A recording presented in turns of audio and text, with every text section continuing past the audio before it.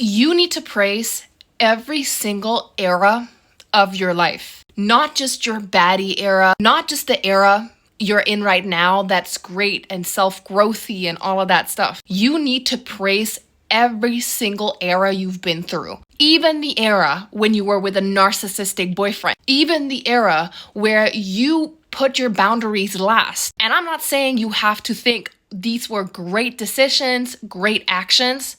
The reason you need to praise yourself for every single era you've been through is because when you stop having resentment towards your old self, that's when you can truly step into the person and the life that you want. And a lot of people today, they're very caught up in this idea that they don't want to acknowledge who they were. They only want to focus on who they're going to become. And while it's very important not to get stuck up on the past, there's a big difference between acknowledging the past, praising yourself for the journey you've been on, and ruminating on the past, wallowing in the sadness and the emotions that you felt. Generally, it's very important to embrace the past and rewrite the past. And what does that mean, rewrite the past? Well, you have to rewrite your past, not fake your past. When you rewrite your past, instead of ignoring your past, instead of saying, I don't want to deal with that, that's not me, then you also let go of any type of resentment you have towards that behavior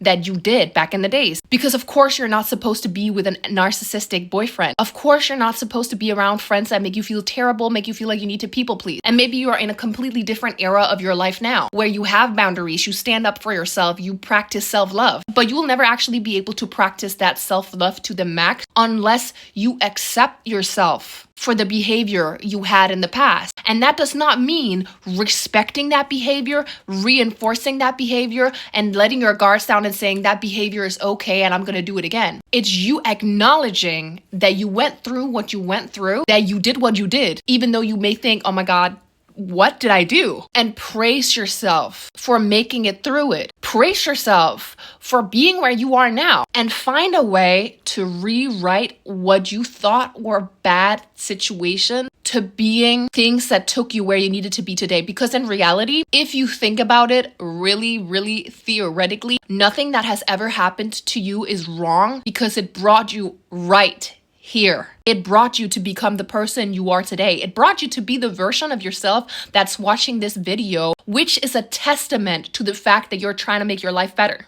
So nothing you went through was wrong. None of the things that you've gone through in your life are technically bad or wrong because they took you to where you are today. And I'm not saying that the things you went through didn't have a bad impact on you. That's very different. But you can only ever create a stronger future you if you strengthen the image you have of every version of you've gone through. When I started my level up journey, which I honestly feel like I've been on through my whole life, one thing that I got really, really caught up in was this whole idea of creating a new version of myself and totally abandoning who I used to be. It's kind of like when you suppress your emotions instead of facing them. Whatever it is you haven't dealt with and you haven't found peace with, it's going to resurface no matter what. So if you had a part of yourself that you didn't deal with, but you just try to sweep it under the rug, an era of yourself that you weren't really happy with, if you try to move on onto a new version of yourself, eventually that version of yourself is going to creep right back into your life and you're going to be like, I don't want to deal with you. And that version of yourself is going to be like, oh, you don't want to deal with me? I'm going to make you deal with me. It's kind of like when parents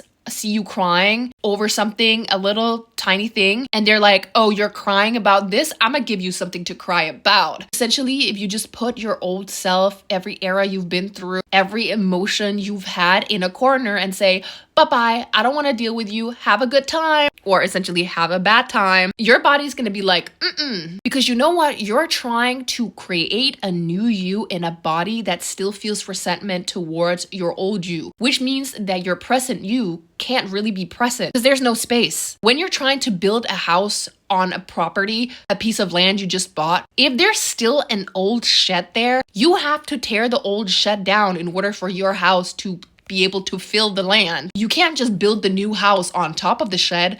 That's not very stable. And if you try to build the house beside the shed, when you look outside the window of your new modern house or whatever type of house you want, you're gonna look down at some shed. And even if you try to ignore it, it's still gonna be there. And even if You tell people to ignore the shed when they go to your new house. They're still going to be able to see the shed in your backyard because you didn't bulldoze it.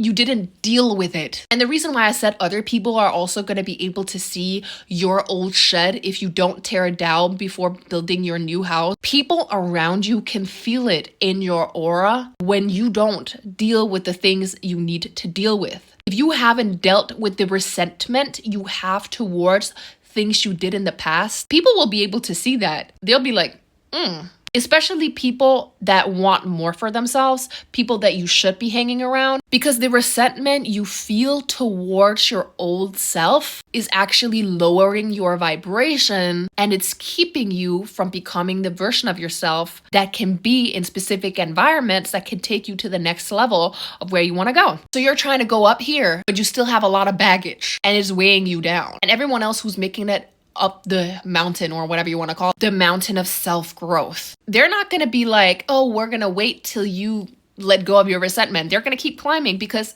that's their right. They don't need to help you out. You need to help yourself out. You need to loosen the baggage yourself. It's kind of like when an air balloon, a hot air balloon, when it has to descend from Earth, when it has to go into the air, it has a bunch of like sand sacks hanging around the hot air balloon thing where people stand in.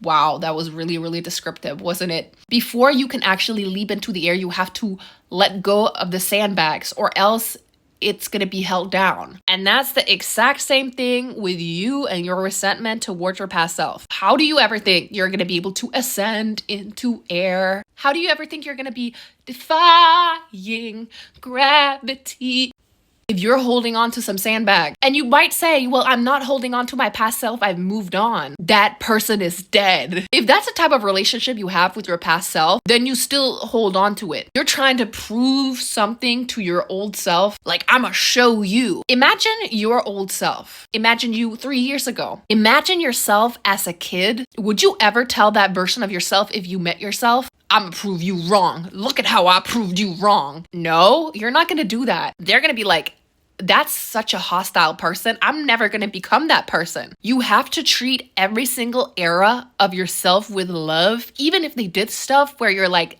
that was stupid. Even if they went through things that you don't want to remember. And it's not about reviving memories of bad things you've gone through. It's about letting go of the hold that they have on you, that feeling where you want to prove something to your old you, because your old you just want to feel loved. Your old you just want to feel happy. And the only person that is essentially going to be able to show you that love is going to be yourself. And I'm not saying you can't get love from your significant other or the world, but the most stable and most powerful type of love you will ever receive is the love that you get from yourself. And in order for you to create a future for yourself where you feel that love continuously and the validation that you need from yourself, you're going to have to love the past version of yourself. You're going to have to love every single era you've gone through, even if it's been something that has not felt very good, even if you did things you're not proud of. You have to love those eras, because the self-love you feel for yourself now, for your past, is also what's going to create your future, because it's essentially you letting go, saying to yourself, I love you for making these mistakes because it took me where I needed to go. I have many eras of my life where I'm like, wow, I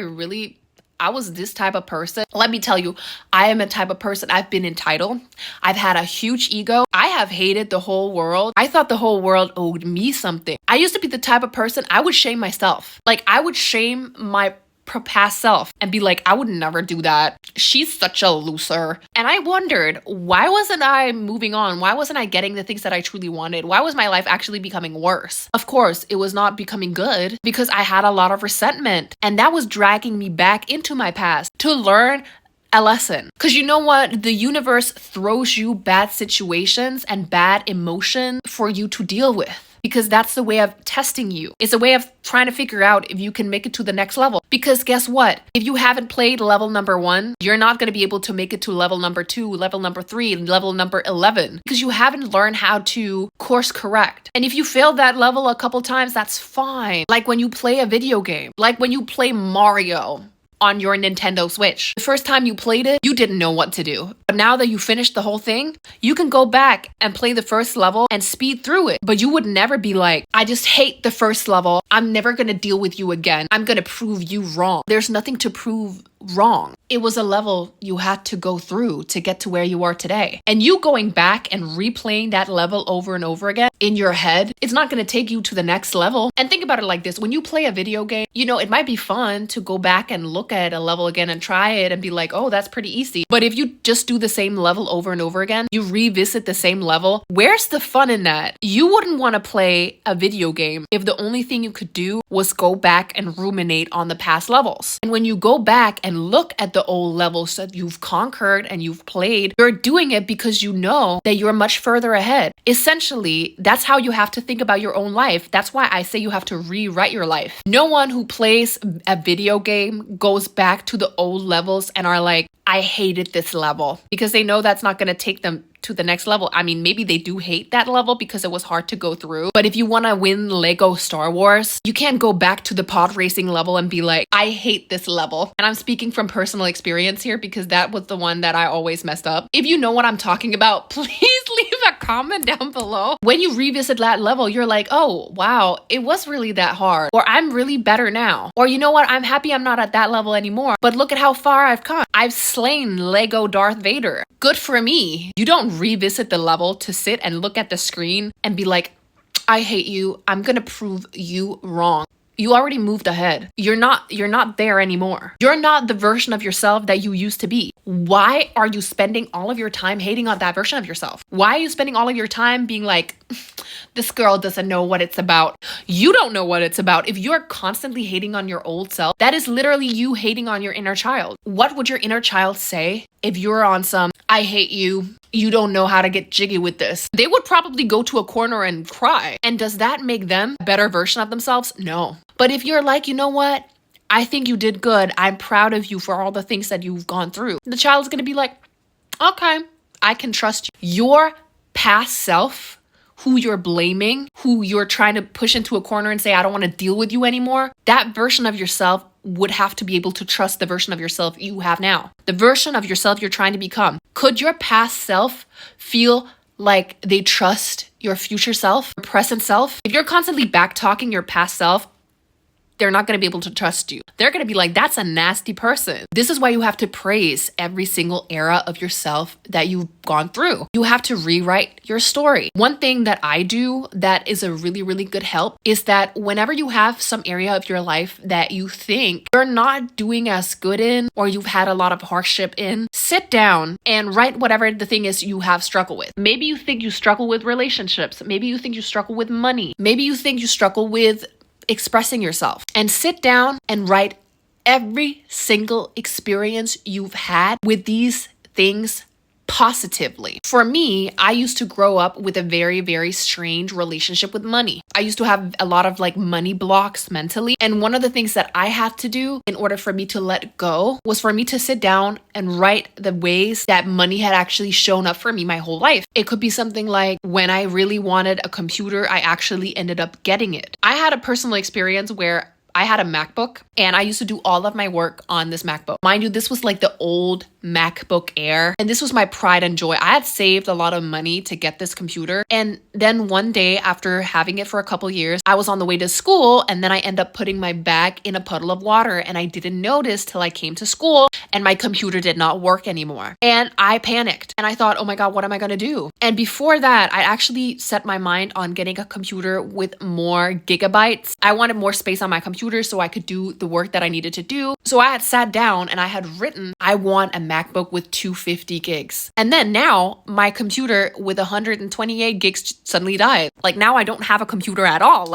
That's completely against what I thought I wanted. And I didn't really have the money to just go and buy a new MacBook. So I was a little panicky. And you know what? Within a week of my computer dying, I found someone who was selling a used version of the exact computer that I wanted with the space that I wanted for a price that I could afford. You know what? I wrote that in my little book of when money actually showed up for me. And you know what? Today, I praise that version of myself, even the version of myself that panicked a little bit about my computer dying, because I had to go through that experience to find the faith in the fact that things were gonna show up for me. I have to praise the version of myself that put my computer in a puddle of water. As dumb as it sounds. Because if I hadn't put my computer in a puddle of water, and I'm not saying you have to go and put your computer in a puddle of water, no. If I hadn't done that, I wouldn't have been able to be shown that I had the power to go out and get the money for the new computer. And when you focus on things that go right rather than things that go wrong, maybe it's relationship. Maybe you're always focusing on how,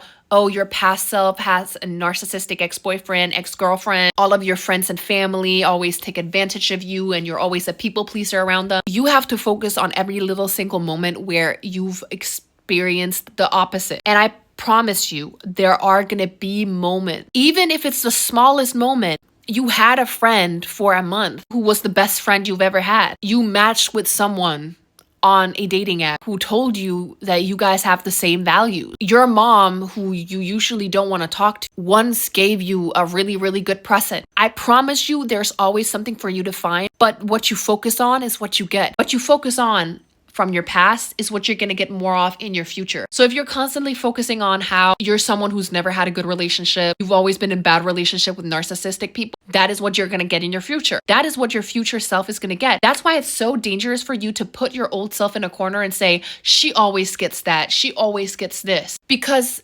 you are her. You are your past. You are your present. You are your future. You are the story that you write for yourself, even the past. One of the best examples of this that really changed my perspective when I started seeing it like this is the movie Howls Moving Castle. And if you like Ghibli movies as much as I do, you're gonna want to go rewatch this movie right after we talk about this. But in Howls Moving Castle, we have Sophie and she makes hats. And Sophie is always very sad. She kind of feels like she's not deserving, or that's definitely the energy she gives off. She kind of carries herself like she's an old lady whose life is already over. And you know what?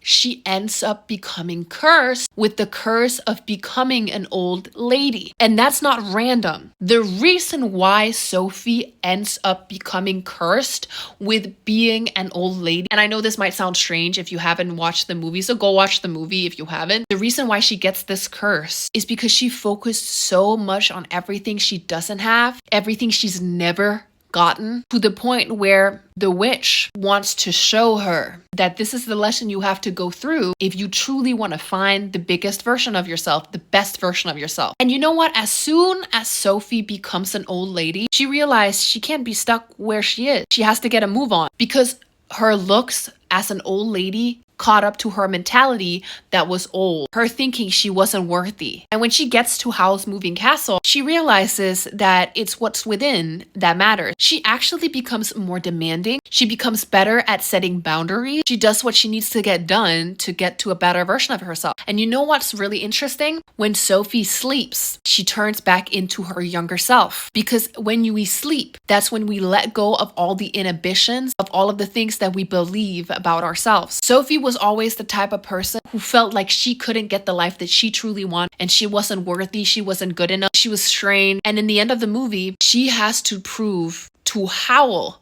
that it is worth living. When she goes to tell Howl how much she wants him to keep on living, how much she actually cares for him, you see her literally transform from her old woman self into her young self because she sees a potential in her. She takes herself out of this story she's been telling herself. Only when she's faced with the lesson of actually being the old lady, she owned up and she was like, you know what? I'm not going to stand by and let this flow. I'm just going to do what I need to do. That's what happens. We're thrown really hard lessons for us to get past them and for us to praise ourselves for having gone through them. And only when we respect ourselves, when we love ourselves, even when we went through hard things, that's when we can create an even better life. Because even Howl goes through something really, really heavy. Howl ends up giving up his heart. He is essentially separated from his heart. And Sophie sees this past version of Howl. She travels back into a memory and sees this version of him as a boy. And her seeing him as a boy, her